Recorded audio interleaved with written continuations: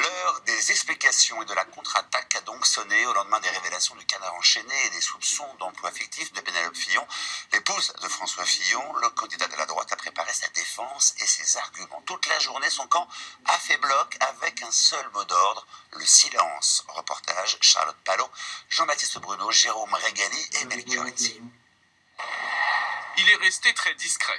15h30, François Fillon arrive à son QG de campagne pour une réunion de crise avec ses proches.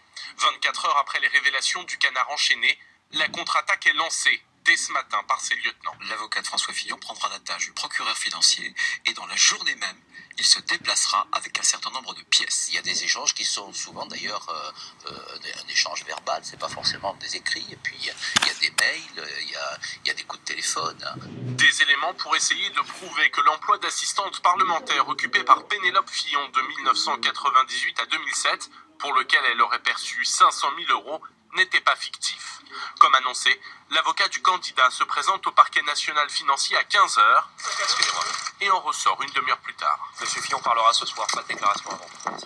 Une parole très attendue, car même si les réactions politiques restent mesurées, le candidat est sommé de s'expliquer. On ne va pas accabler avant de savoir. On a des déclarations de sa femme à l'époque qui expliquaient qu'elle ne travaillait pas avec lui et qu'elle ne s'est jamais occupée de sa carrière politique, donc il y a manifestement une contradiction, donc il faut la lever. Une contradiction et des questions qui ne font pas douter ses militants. Bien au contraire, ça va ressouder les rangs de droite et ça va nous faire gagner. Même si c'est toujours embêtant parce que effectivement, les gens vont se poser plein de questions. Des révélations qui interviennent alors que François Fillon doit tenir dimanche un meeting qualifié de fondateur par ses proches.